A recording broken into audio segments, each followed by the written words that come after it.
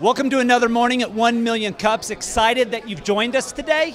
We have a great day, two great presenters. We have JP with Vandivort Hotel here in town, a very unique, boutique, high-end hotel. You're gonna love it. And then we also have the guys doing some great things over at Guerrilla Signs. Very innovative, gonna change the face of signage on properties and in roads and streets. Glad you could join us. Let's go. All right, guys, let's go ahead and get this started. Welcome to 1 Million Cups Springfield. Thanks for coming. You guys will notice our crowd's a little bit lighter. It generally happens around when school lets out. So we appreciate you guys coming and supporting these local entrepreneurs who are here to tell their story today. How many of you guys are attending here for the first time? A couple of you. Welcome to 1 Million Cups Springfield. Just a quick background. 1 Million Cups was started by the Kauffman Foundation in Kansas City, Missouri. It's now in over 80 locations across the world. We are fortunate to have the third most attended 1 Million Cups here in Springfield. So thank you for helping us grow an entrepreneurial nation here. We have two really exciting presenters here today in the Vandivort Hotel and Guerrilla Signs. Before we get started, though, just a quick what you can expect from this format. We meet here every Wednesday morning at 8:30 a.m. for coffee, 9 a.m. for presentations, and then you can hang around afterwards to meet the presenters.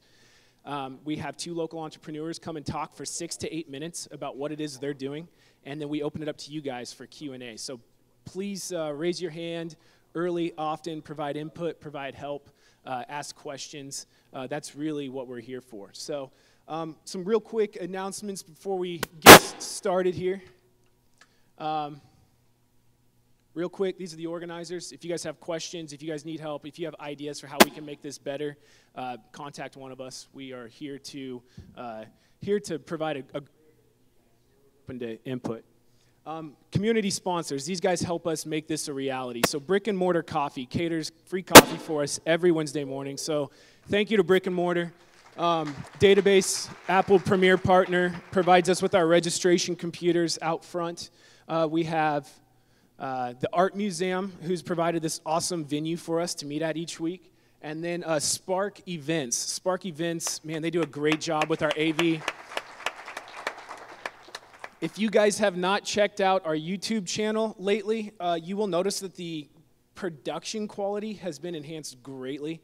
Spark Events does a great job capturing video. We do interviews of the presenters afterwards, which is now on our YouTube videos. So if you want to check out any past presentations, go check out our YouTube channel, and you can see those there. Also connect with us in all these other ways. All right, so we are really excited to introduce you. We're going to kick off here with the Vandivort Hotel. How many of you guys are familiar with the Vandivort Hotel? All right, everybody, awesome. You're about to become a lot more familiar with it. So here to present the Vandivort Hotel, we have J.P. Roberts. Thanks, man. All right. Good morning, everyone. My name is J.P. Roberts. I have the privilege of serving as general manager at Hotel Vandivort. Just to clear everything up, I am not one of the owners, but having gotten to know them over the past 15 months, I feel pretty comfortable sharing their story with everybody now. In fact, it's kind of their story, their passion behind this city and this project that made me decide to move, pack up my life, and leave the beaches of Northwest Florida and come to Springfield in the middle of the winter. So we'll kind of get started with what their story is and some of the inspiration behind the project. They had a family business here in Springfield that started moved to downtown in the 1920s. They have a passion for the redevelopment of downtown. This didn't start out as let's build a hotel. It started out as kind of a what's the missing piece for downtown, what's the missing piece for Springfield? And they have a connection with the Vandivort building. Their sister is a dancer, ballet, and everything else as she was growing up. And while she was practicing up on where our surveyor suite is now, they used to just kind of run amok the building and kind of terrorize some people. Their goals, they wanted to create a cultural spark, an economic spark, and an authentic and local experience. What we'll touch on now is kind of that hyper-local focus.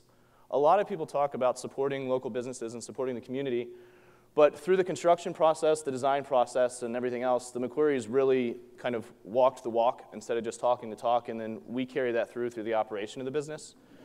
They hired a local architecture firm, Bates and Associates, to design the project. They hired a local general contractor in Snyder and Company to head up the project. All of the artwork that you see in the building is all local art, done by artists right here in Springfield. We have all local beers, with the exception of one that's up in Rolla, but our chef went to high school with the guys that started Public House, so there's a really close connection there. A local-centric food menu. We'll get into that a little bit more. And we feature a lot of the local spirits, not only in the restaurant, but also in the honor bar and the guest rooms.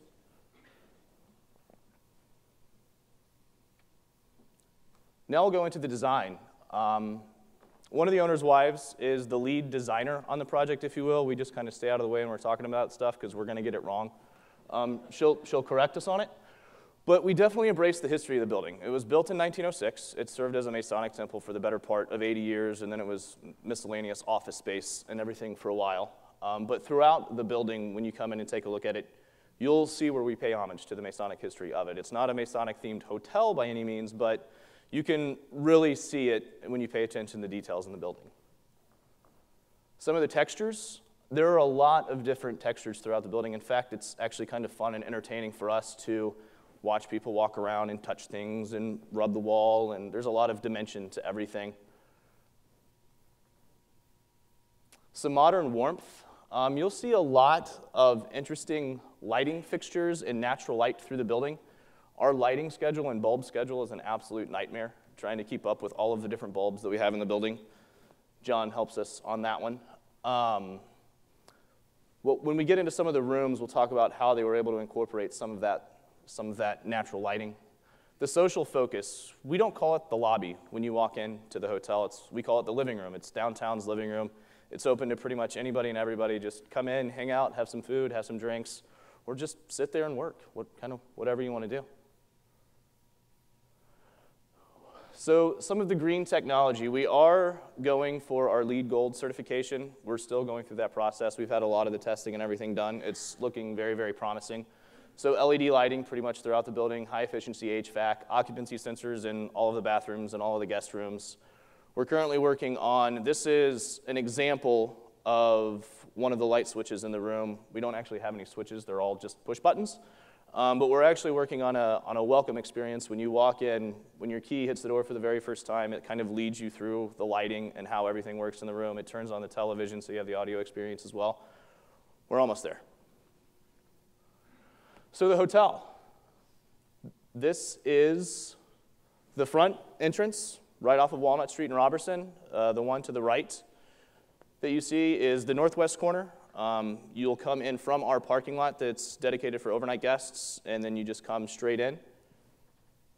Again, the living room. One of the interesting pieces about this whole project is that when people walk in for the first time, one of their first reactions is, wow, this really doesn't feel like Springfield. And sometimes that's frustrating for us because you should really give your community a lot more credit because everything in here was done by somebody that lives in Springfield. You see the iron staircase was built by artisan fabricators in Stratford. I mean, they built everything in their warehouse, then they had to take it apart, come back, and install everything when they got into the building. All of the decorative ironwork, you see the divider pieces and everything, the copper V behind the front desk, again, all of that was done by someone locally. Michael Stelzer did some of the ornate ironwork that you see on the brick wall, the table bases to the two large tables. Karen's father actually built the tabletops there. You can see some of the local art that is featured. That piece is from Julie Blackman, and you can see a little bit of Stephanie Kramer's piece to the right. So some of the guest rooms. We have 50 guest rooms and suites. 32 different floor plans, that's fun. The master suite right here in the bottom left is our largest suite. It's about 1,550 square feet. You have indoor-outdoor elements, indoor-outdoor television, dual fireplace. The Explorer suite is in the top left corner. You've got the divider wall, the sitting area, the bedroom area, and then the bathroom over to the right. One of the most interesting rooms in the building is the one in the top right corner. It's one of our atrium suites. It's located on the lower level. However, when you're walking down the alleyway next to the hotel, the windows that you're passing by are actually the windows that go down to that room. So when you walk into it and then you look up, the ceilings are about 30 feet tall. It's a very interesting use of space. So some of the meeting spaces, we have 3 different meeting rooms that vary in size. The pillar room, more of a boardroom style. The cornerstone room, you can fit about 35, 40, and then the ballroom up on the top floor, it's always been the Vandivort Ballroom. It's not a name that's unique to us in any way, shape, or form.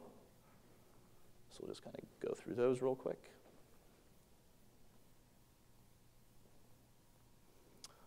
So the Order. It's the name of the restaurant inside of the hotel. Again, we utilize a lot of local farms, local purveyors, Circle B Ranch, Blackgate Farms, Urban Roots, Millsap Farms. Here in the bottom right dish is a Askinosie chocolate and coffee ethic espresso desserts. On some of the appetizers, you'll see a lot of the Terrell Creek Farm goat cheese, duck breast, salad. It's just some examples of some dishes we have. The drinks are quite tasty. I would encourage you to come try them out. But the smoked old fashioned in the top left is our #1 selling drink. It's made with Missouri Spirits bourbon right down the street. Missouri Spirits vodka and the Walnut Street Smash is the top right. And you'll see a lot of the local beers that we feature on tap. You'll never find a Bud Light, a Coors Light, or anything like that on tap in our house. So, the atmosphere. Again, a very lively, engaging, and social setting is what we were going for. Very, very warm and inviting. Nothing that's pretentious or intimidating when you walk in the door. So these are just examples of different pictures that we've snapped through the opening process and beyond. But I think I was supposed to keep it to 6 to 8 minutes. Did we do it? So now we've got like 20 minutes for Q&As, so if there are any questions at all. Check. Okay, so what we're going to do, open it up to you guys for Q&A, input. Raise your hand. We'll have 2 organizers walking up and down the aisles with microphones. And then if you guys, when you get a microphone, please stand. I'll point to you when it's your turn to ask your question or provide your input. We have a couple questions right here, but I'll go ahead and kick it off real quick. Great presentation, and you're right, this thing is very unique here in Springfield. Not so unique as you travel to bigger cities, but who is your target market? Who are you guys really marketing to, and what are you guys doing to reach them? It actually kind of varies depending on if you're looking at who's coming in the doors during the week and then who's coming in our doors during the weekend. But one of the terms that we've coined is the lively professional, somebody that's looking for something a little bit different, not something that your standard cookie-cutter hotels offer. I mean, that demographic is pretty wide-ranging. But through the week we have a lot of our feeder markets: Kansas City, St. Louis, Tulsa, Oklahoma City. But on the weekends, it's predominantly driven by people right here in Springfield, in the greater Springfield area. They're doing what a lot of people refer to as a little staycation. They're just getting away, but it's a lot closer and a lot more affordable than going to a Kansas City or a St. Louis. So. Man, that place is awesome. Thank you. And the art and everything. In fact, I know some people from up in the Columbia area came down to help put your place together and everything. Mm-hmm. But last week we had the goat's milk soap folks. Windward Farm, yeah. So are you going to use the Windward Farm soap?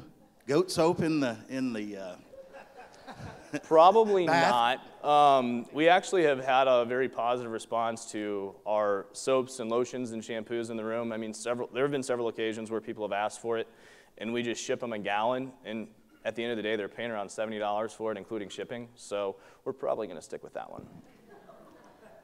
Hi, I'm Deb Wilson with Osteam, and I had a conversation with Leggett & Platt, Dr. Kayla Browning, if you're familiar with Leggett & Platt, and they have a whole smart division where you can take your phone, and you don't even have to go to the registration. You can just take your phone, and it's keyed straight to your room, and when you go in, into your room, it sets it for you. You can preset it all on your device that you have. So if you're a customer, you come back and forth, it can raise the table, lower the table, have night lighting when you get up. Have you used Leggett & Platt to help you with some of the high-tech stuff in the region? We haven't. We've engaged a company called Sensory Integration, and they're just located, honestly, right across South Avenue from us. And we actually use some of the technology that you see in this place. It's called Crestron. And they have a lot of, and that's one of the pieces that we're working on right now is some of the programming. When the guest key hits the room for the very first time, it kind of creates that welcome scene. But we haven't engaged Leggett & Platt or anything. But that technology is there with Crestron. We haven't gotten that far yet. Danielle. Hi there, I'm Danielle. Hi. One of the things that I think, is it on?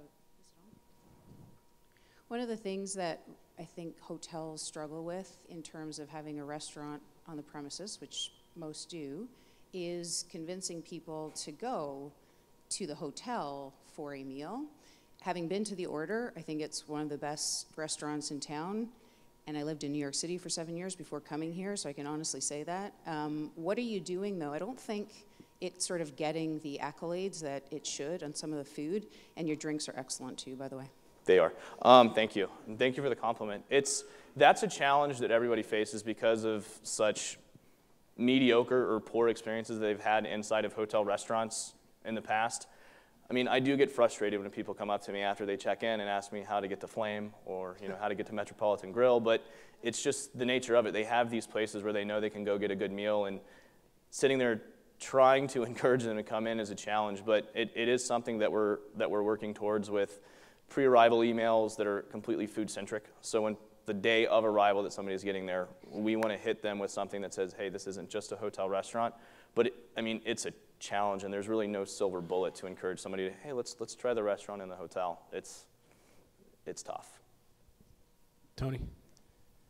Hi, yeah, you hear nothing but great reviews about the hotel. But when you had mentioned that the owners have a passion for developing downtown, is there another idea? What's the next thing that they're working on, if you can share? That's the $86 million question. Our goal right now is to create such a demand for it and to drive occupancy numbers so high that we can encourage them to build phase 2, which I keep poking, but we haven't gotten to that point yet. I mean, we've had really strong performance, but I mean, they've invested a pretty substantial amount of money in this piece, so we need to get that one self-sustaining before we move forward with that. But they have said that if there is going to be more redevelopment, it will be downtown. So kind of to follow up on her question about the restaurant and just engaging community members to come there, it kind of sounded like you alluded to the living room as an open space for people that are not guests at the hotel. Absolutely. To come and enjoy. And then the second piece of that is just kind of that marketing. Are you building the hotel to be a good place for small conventionals and that type of thing as well, beyond just your one-off family or business professional? Yes. As far as meetings and things like that, are you referring to weddings, class reunions, things like that? Just out of curiosity to kind of narrow down what that question was. So we have a really good relationship with some of the corporations here in town, BKD, Lathrop Engage, Mercy's, and Cox's, that we do a lot of work with. So it's not just the one-offs and people coming in, but we have a pretty strong presence with the local community too.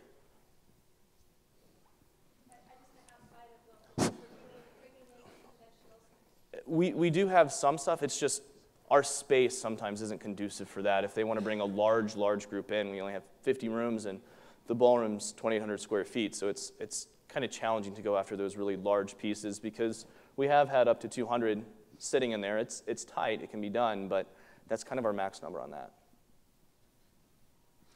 Hi. You kind of alluded to this a little bit, but when I first saw the development plans for the hotel, my initial reaction was, wow, I'm so glad this is coming. And then my second reaction is, whoa, I'm really glad I'm not the one doing it. I'm curious if your projections, your revenue projections are, I mean, obviously you don't want to tell us what those are, but are you hitting them, and is it profitable? Because I thought, man, this is a big risk when I first saw it. So. Yeah, a lot of people have kind of echoed that sentiment. And no, we're pretty transparent with how we're doing. As far as the revenue projections go, we're exceeding those by a pretty substantial amount. But we were also trying to be kind of conservative with that because we didn't want to have these wild expectations and get caught up on our own hype. It had to be pretty reasonable. And it's not just what our projections are, but there's something in our industry called a STAR report that's done by Smith Travel Research. And in our comp set, so we have a specific group of hotels that we want to be compared to on performance. And everyone in our comp set is a Marriott or a Hilton or somebody with a flag that has people just pumping reservations into them. So month end, we just got our STAR report in for the month of April last night. So we were able to take a look at it. And we ran an 83% occupancy that month. And there's a rate spread of about $40 to $45 between the average for our competitive set and us, and then there's another key metric called your revenue per available room that you generate, and ours is pretty high. So it has been very well received, and the performance side has been strong. You already answered my question, but as far as occupancy rates, so I guess I have to come up with another question really fast or turn the microphone back in. So, how soon did you reach your occupancy rate maximum for break even after opening? And the second part of the question is, what's your prospecting model outreach? Are you using social media, for example? So the first part of that is, I think we had a really, really strong month in October of 2015, and since then we've been building upon that. So April was a really good month, not only for us, but for everybody in the market. And so our year-to-date numbers, we're running right around 70, 71%. How we're getting there is, yes, some social media stuff, but it's also, we've engaged a company that does a lot of SEO and a lot of performance media, and geo-targeting our feeder markets where we know people are coming from is part of what we do to get people in.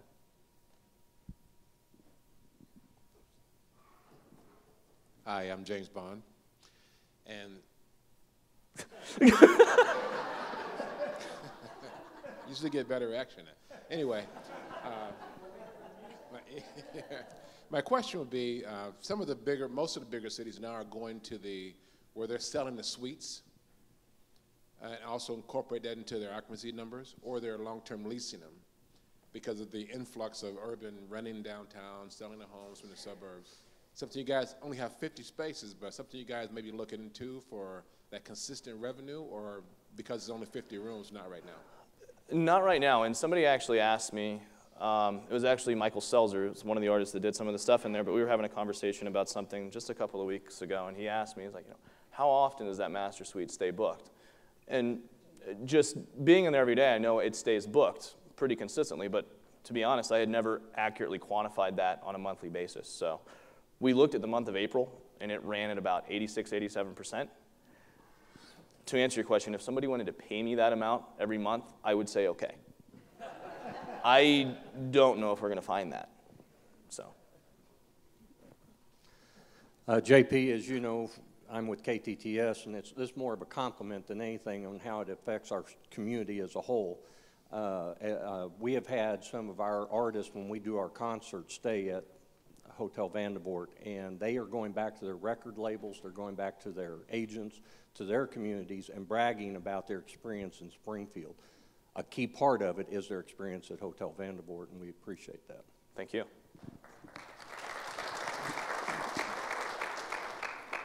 Hello, I'm Mike Malice from Wynwood Farm Go Milk Soap, and my question is,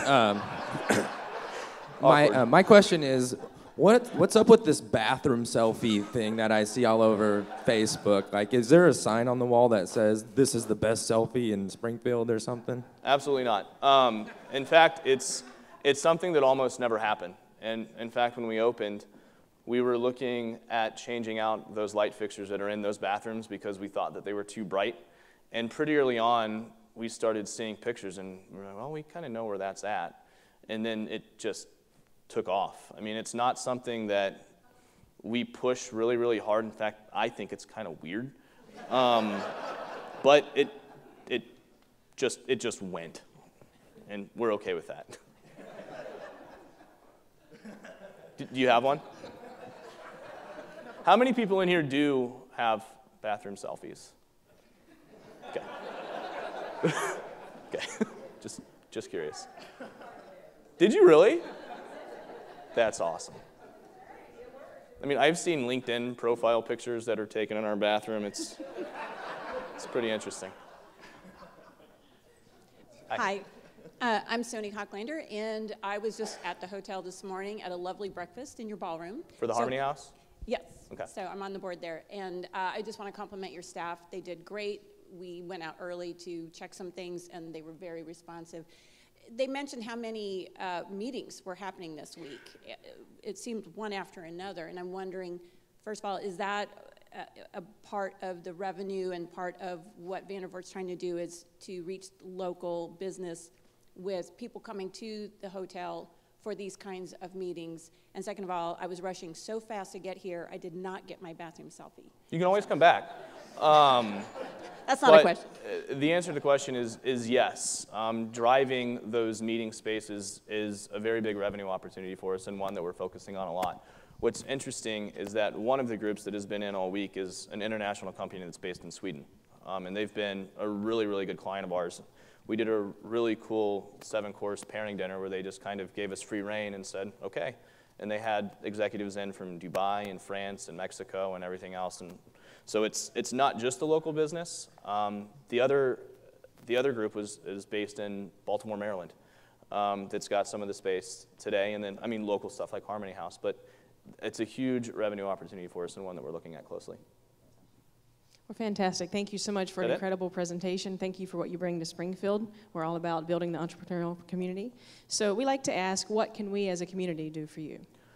Our philosophy on that is pretty straightforward and pretty simple. I mean, we're a local company, and we do a lot to support the local community, and we just ask that the locals help support us, just locals helping locals. It's a pretty straightforward and basic philosophy, but that's it.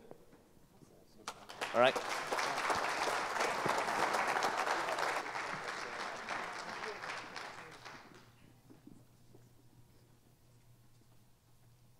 Self off. There we're on. For full disclosure, I have never in my life taken a bathroom selfie. Pretty sure it's something no one wants to see. I'm going to celebrate my 20th wedding anniversary next week at the Hotel Vandivort, so we can't rule out a bathroom selfie. A lot of exciting things going on. If you want to connect in this community, the first thing to do is attend 1 Million Cups. Talk to the people that you know, attend 1 Million Cups. You guys are the entrepreneurial community. Maybe you don't own a business, maybe you're not a startup, but we all play a part.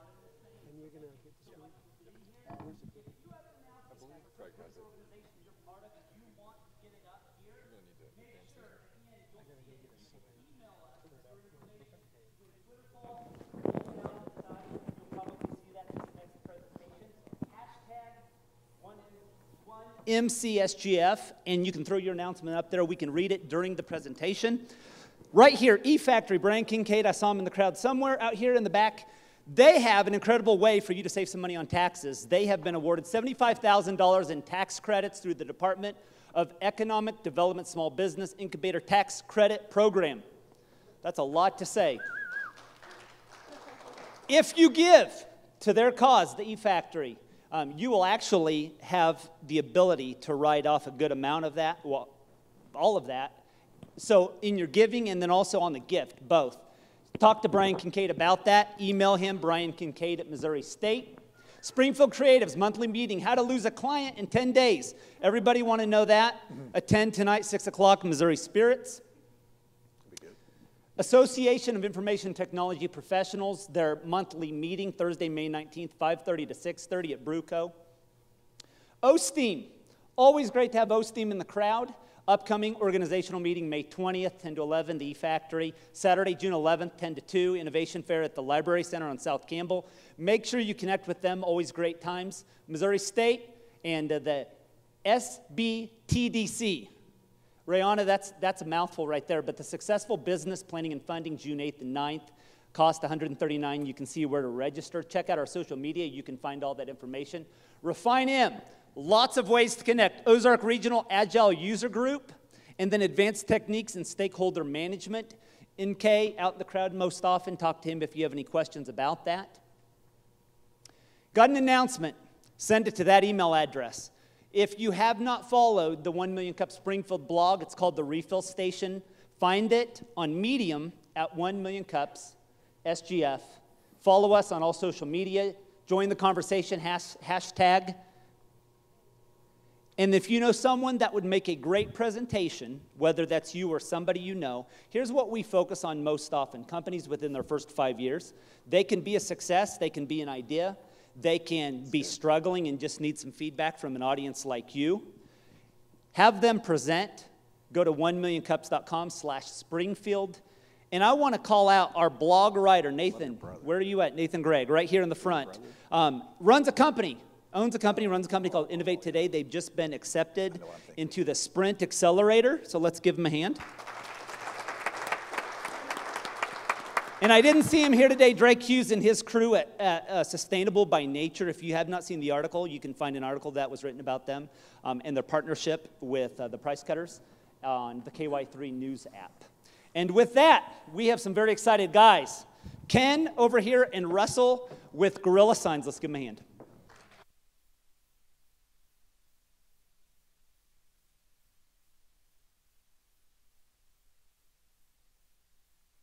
Am I on?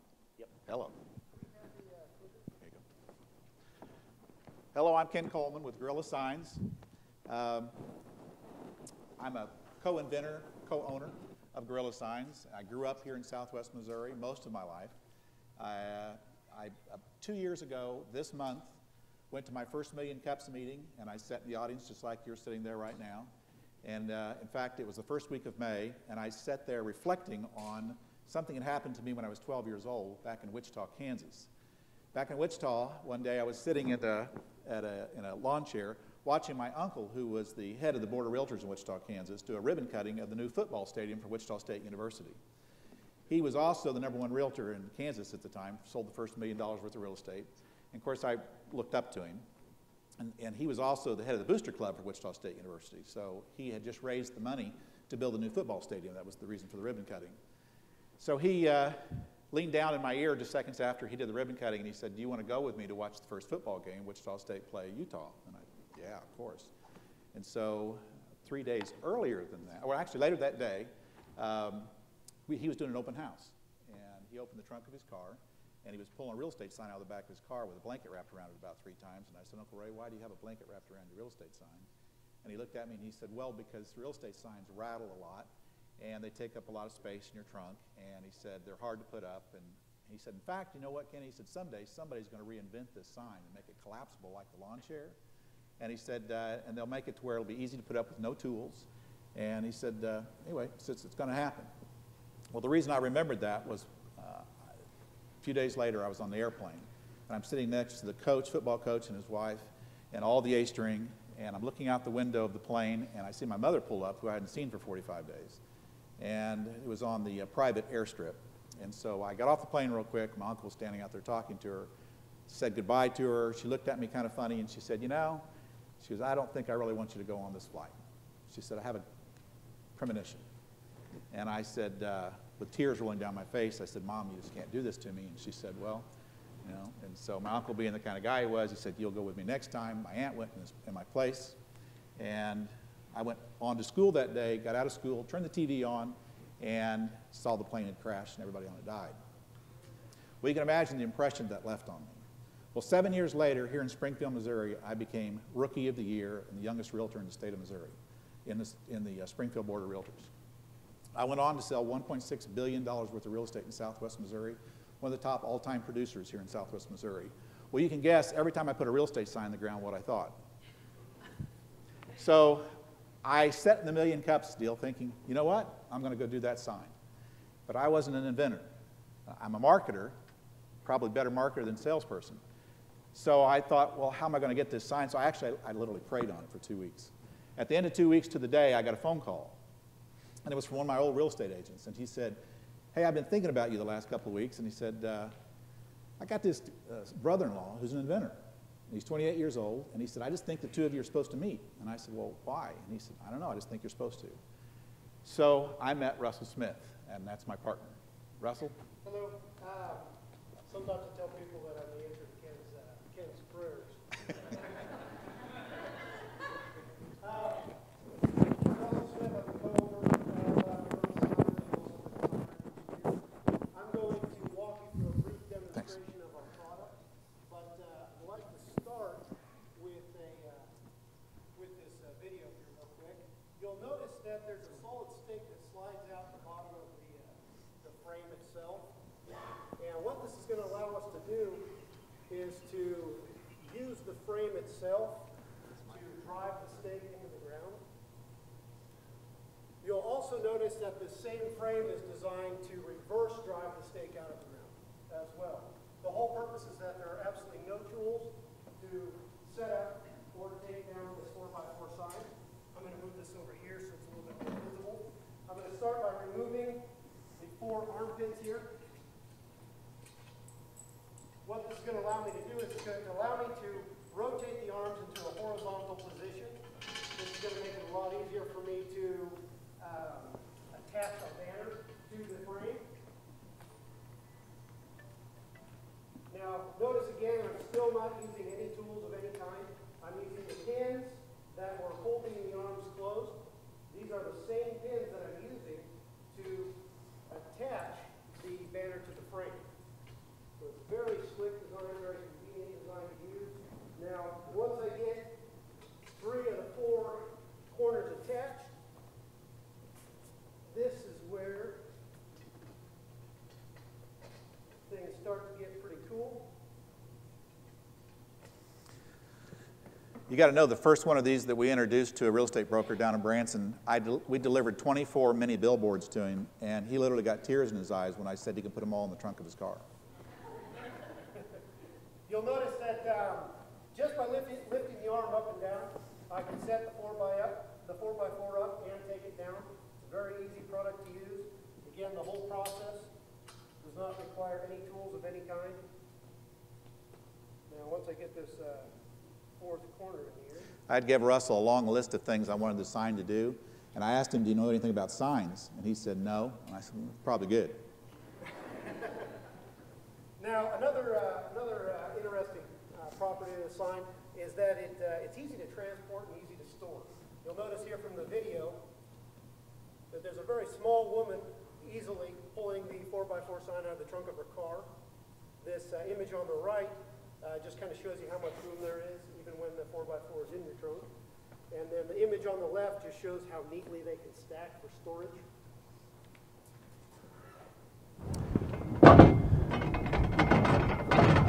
Three of the things, too, you'll notice here is that there's 3 different ways the sign can be used in the ground, as he just showed you.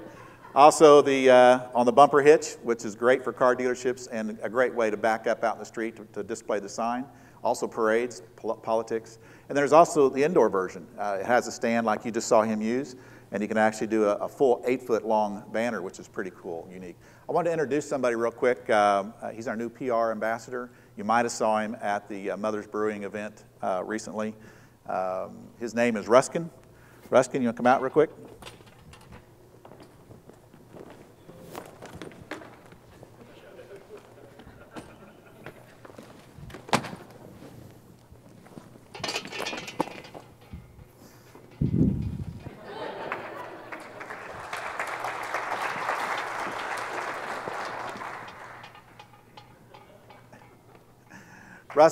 Ruskin is a part of our invention, you would say, because the Guerrilla sign, the name Guerrilla Marketing, it's a derivative of Guerrilla Marketing, and because that's really what we are, we're true guerrilla marketing, and so he's a natural.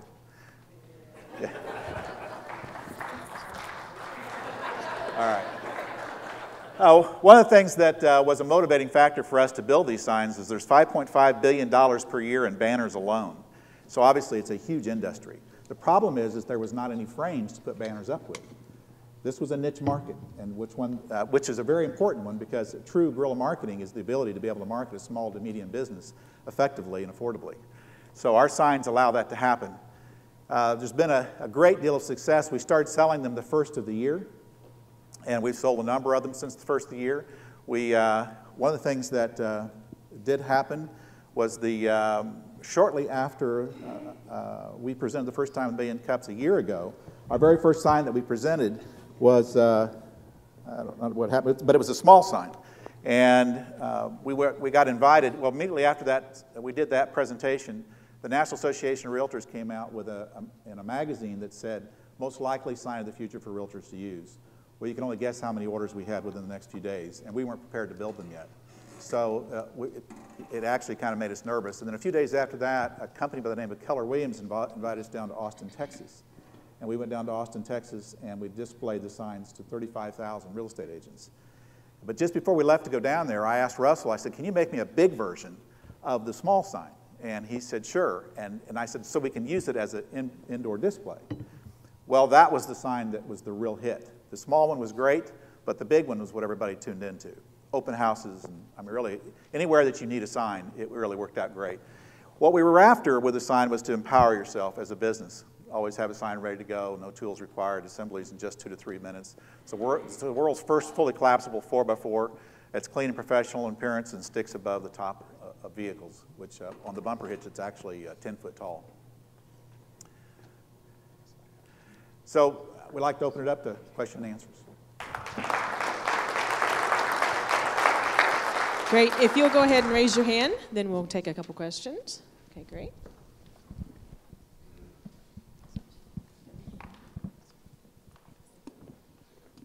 In the real estate industry is about $600 to $650.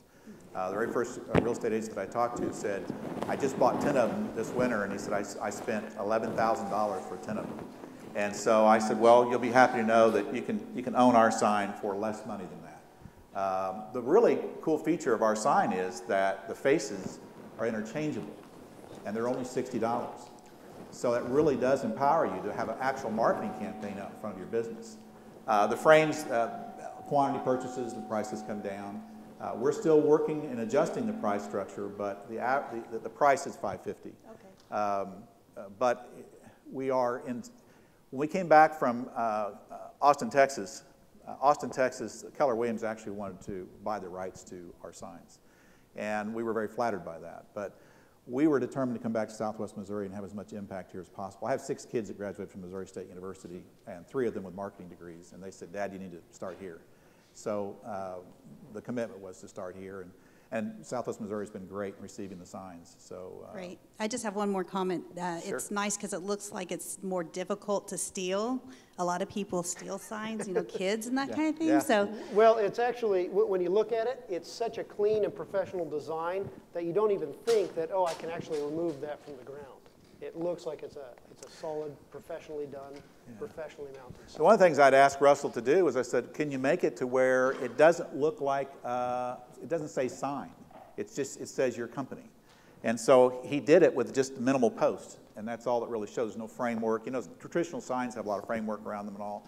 We wanted to just be your company's logo. And there's really no limit on the face. If you can dream it or think it, it can be put on that face. Hi there. Danielle. These are really nice. Having used signs and having had signs stolen, that actually happens, which kind of surprised me until it actually happened to me. But are you working? There's a lot of very well-established printing and signage stores, shops, kind of all over the place. Are you working with any of those to sell your product through them? Because, for example, if I go to my local, the company that I would say traditionally work for, and then not have heard of you, obviously I'm not going to have the benefit of, possibly enjoying your signs. Is that a consideration for any types of partnerships or anything like that? It's a great question. At this time, we're actually using one particular banner company in the state of Missouri. It's one of the largest in the United States. We did try to work with some here in Springfield. The problem is this banner is a very unique banner in that the average banner comes apart at about 30 to 35 mile an hour winds. This one's been wind tested at 80 mile an hour winds. This is a very unique banner, and it's very unique in design. It's a tribute to another tribute to Russell's design. One of the things we wanted to overcome was, well, in western Oklahoma, there was just a tornado there, and it actually took down sonic and windy signs and completely removed them. We had 9 of them, didn't even phase them, which really is a tribute to the design of the sign. Now that we're talking a little bit about the design and wind and things like that, let me take you back to, let's see here, one of our first pictures here, a little bit easier to see. We never had the idea of using a hitch, the hitch mount. I came up with that as a means of wind testing our sign. Yeah, so all I did is I just mounted this 4x4 sign onto the hitch to where it would catch as much wind as possible when we drove down the highway. And I was actually going to present a video to you guys, but it was kind of hard to see and stuff. But we got up to 80 miles an hour, and the frame itself held up perfectly fine. There was absolutely no damage to it whatsoever. It was a very interesting video because you could see everything just straining to death. But That's true. It held up great, the banner and all. Good morning. My name is Michael. Nice presentation. I'm curious if anyone has bought 2 of the frames to stretch a regular banner between the 2. yet? It's not designed that way. It's designed individually. There is designs that Russell's working on that that can potentially be a larger 4x8 version, a 3x4 version, a 3x3 version, and other sizes. And we, in certain cities like Kansas City and St. Louis, we're finding already that it's required that it be a 3x4 as opposed to a 4x4. There's requirements within the city. We get a lot of interest for the 4x8 though, so that's going to probably be This is a pretty universal one though, and a way to do that would be just literally to make the picture continuous and just have signs side by side. And you could do them in a circle. Golf courses love these. We took it to Highland Springs, 20 of them just like that. Millwood, Twin Oaks, golf courses love them. We have a big golf course in Kansas City we're getting ready to do a major event up there. The Ruskin's going to be at. So, and Ruskin does come with larger orders, by the way. Hi, I'm Carrie. Can you speak to the patent and where exactly your patented technology lies within the system? You have to give me a little bit more detail on that. I mean, it is patent pending. What is? The entire design. The sign, or just the frame? We are the only collapsible commercial size sign in the world. So that market was wide open for us to just walk in and take it. So there's when I designed this, I not only designed this sign, I thought of all the other possible ways of putting a 4x4 sign together, and then we collectively patented that as well. So basically anybody that comes out with a 4x4 sign that is collapsible would be infringing. Awesome, thank you. So it is in the 4x4 design? Well, any design. It doesn't say 4x4. It says, the patent doesn't work that way. You don't say, okay, well, I want to patent a 4x4 sign. You say, I want to patent this type of design. And so we can make it in a 4x8, we can make it in a 3x4, a 4x4, whatever we want to do. Okay. That make sense? Yeah, kind of. I mean, these signs, I have a product that's patent pending, so I'm just very curious about the patenting process. So, you know, portable banner signs aren't anything new, so I was just really curious on where the technology Where's the beginning and ending of the separation? Well, one of the things is, if you can see the sign up close, it has gear mechanisms that actually brings both arms up at the same time. So there's a lot of factors. Obviously, the design of the collapsible part of it, the gear mechanism that's in there. You know, it's funny, whenever I first asked Russell to work on this, he came back to me that day, and I'll never forget it. It was literally 24 hours later. He hadn't slept. And he said, Ken, I think I have it. And so I looked at this CAD drawing. And when I got through looking at it, I said, now, is there any other way you can invent this sign? And he said, yeah, there is. There's 2 other ways. And I said, you mean, so there's 3 ways? And he goes, yeah. And I said, well, and so he literally reaches in his notebook and he pulls out 3 sets of papers with pencil numbers on them, 6 to 7 pages deep. And I said, so how do you know this will work? And he just looked at the pages, you know, kind of like, the numbers work. And I said, okay. Yeah, the neat thing about this project is, you know, I mean, I went to school for applied mathematics and physics, but and I've been designing things my whole life, but it's amazing to, like, you'll look at this design and you'll say, okay, well, there's no possible way that could hold an 80-mile-an-hour wind. But if you literally sit down and do the calculation, it tells you exactly what size that post needs to be and what size that arm needs to be, and you just trust the math. You learn to trust the math. And I only had to make 1 prototype of that, structurally. I changed some of the designs around a little bit to make things go together a little bit better. But I mean, it was a very easy design to generate. One of the things that we've had a great response since the sign launched. Chrysler Corporation just endorsed our signs, which was pretty huge. Basically, they didn't know what category to put us in the marketing world. They said, you're not really a billboard and you're not really a banner. So they actually coined us as mini billboards, and the world's first collapsible mini billboard. It's important, though, to mention the fact that it does empower you as a small business to be able to go put up a billboard in a matter of seconds. To prove the effectiveness of us, Wendy's tried it out on South Campbell, and they were hoping for a 1% to 2% return on the ROI on that day. And in fact, it did 11% return by putting 1 sign out that said free Frosty with the purchase of anything. And they were kind of overwhelmed by it. The psychology of a sign eye level out by the highway capturing that traffic count that actually you're paying for every day in your business is very important. And you know, here's a $35,000 Wendy's sign sitting out in front of Wendy's. You would think that would do the job, but the reality is it becomes a telephone pole.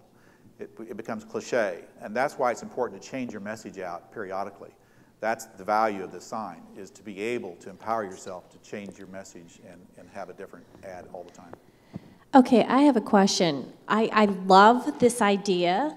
The worry that I have is going down the streets, and what is the legal ramification of these things being all the way down our streets?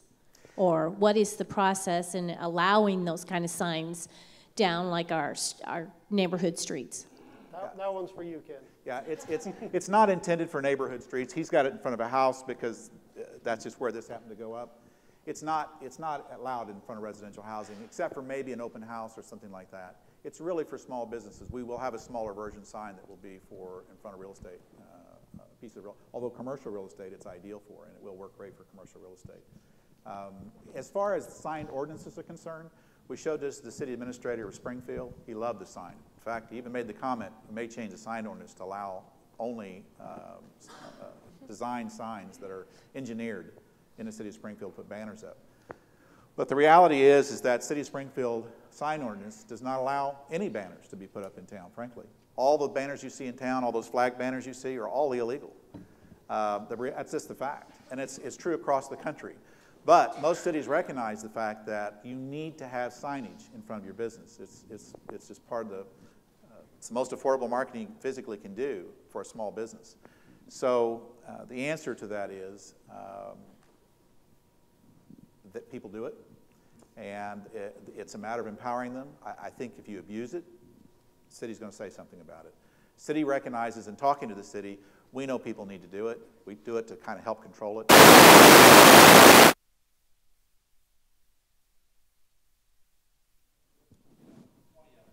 Business, probably, but you wouldn't want to overkill it. Although we have a few businesses here in town that have 3 in a row, and they'll put them up for 2 or 3 days a week. It's leaving them up. It's not effective to leave a banner or a sign out in front of your business for days on end. It's much more effective because our eye as a human being, we go down the street, we notice all things new in our path, of our regular beaten path. So when something, it could be a small sign, if we see it for the first time and it goes up, that's when we read it. And so the old Burma shave style of having 3 signs in a row is very effective as well. But people do it. As you can see around Springfield, there's tons of those banner signs. It's just much easier to read this, and it's much easier to do a marketing campaign on it. Cities like Springfield recognize they need to adjust those laws. It's just up till now, how do you adjust a law for a banner that flaps in the wind and bungee cords are holding it, and it's an eyesore. What a great presentation, and I love to see inventions here based in Springfield. So I have 2 questions for you. Where is the Guerrilla's banana? Right. I gave it to him. You got it. Okay. He's always wanting bananas. You gave it to him, he left, okay. Yeah. He's cheap work, that's the good thing. Okay, that's good. Yeah. And then also, what can we as a community do for you? You know, the big thing for us, it appears that we've had a great start, and we've been very blessed with Southwest Missouri getting behind our signs. But we love to do events, as you can see. So if you have any events coming up, we'd love to be a part of that. We love for you to spread the word, obviously, about the signs. We love to come and talk and educate people about the possibilities of being able to be empowered as a small to medium business. We're almost 3 or 4 a week right now. We're doing talks around Southwest Missouri for different groups. So we love doing that. And but I'll tell you, this is close to my heart, Million Cups. So I appreciate today, and I appreciate you guys being here. We're also, over the next week, we're doing a 20% discount on all sales. Only to Million Cups. So anybody in this room right now, we're offering that too between now and next. So if you set up a meeting with us, it's all. We're still in that test market, really. We're getting ready to launch our new website, and so we think it'll take off across the country. It's already in Oklahoma, Kansas, Missouri, Texas. So we're already broadened from what we originally thought. But thank you, guys. Thank you. Thanks. So I have my real estate life.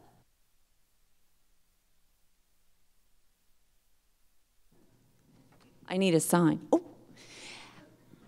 I have to tell you, this is the best idea ever because I was wearing this outfit right here and I had to go put a sign in one of the yards. I didn't have any tools, so I'm in boots and it's winter. And so in this outfit, so I'm trying to like jump on the sign without the neighbors thinking, what in the world is that woman doing? The sign wouldn't go in. I almost fell over forward on top of the sign, so this is the best idea ever.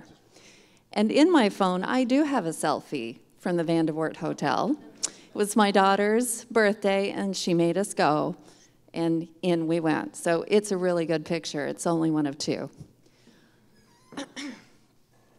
Every week, we have this great audience that comes in, and I always say this. They make me close because they say I do a good job of it because I'm trying to get you people to get in here every week and bring a friend. And I say that because it's so important for the people who come up here. Anyone who's been in business for themselves, I have for almost 27 years, it's not as scary sometimes as it can be stupid because you take an enormous chance every time you start a business. You're trying to employ people, you're trying to pay yourself at some point, you've got taxes, you've got more things than you can ever imagine, and yet it can be the most rewarding thing in the world. But the thing that is helpful, and if I would have been up here, is I could have gotten some good advice from someone who may have been in this situation before and could have helped me make some better decisions in a quicker manner. So when you come in, whether it's from the banking side, whether it's from marketing side, maybe it's a software program, it's a really great help to the person up here to learn how to market or advertise, or maybe there's just one little thing they didn't realize that can make an enormous impact. So it's so important every week when you come here, and it's important for the people who come up here.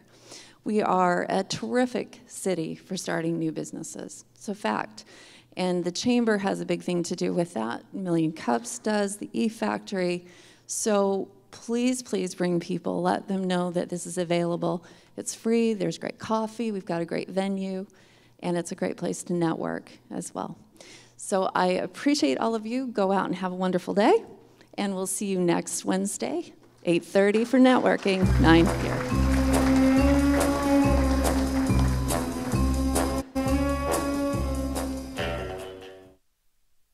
Well, JP, thank you so much for presenting this morning about Hotel Vandivort. You know, you are the general manager of Hotel Vandivort, and that experience must come with all kinds of fun. And you know, it's been exciting to follow your all's progress. The McQuarries, of course, doing an amazing job with Springfield. Talk a little bit about why Springfield. You know, why not somewhere else for something as ambitious as the project like Hotel Vandivort? Springfield for them was a very personal and passionate choice. It's where they're from, it's where they have roots, it's where they wanted to make a significant difference.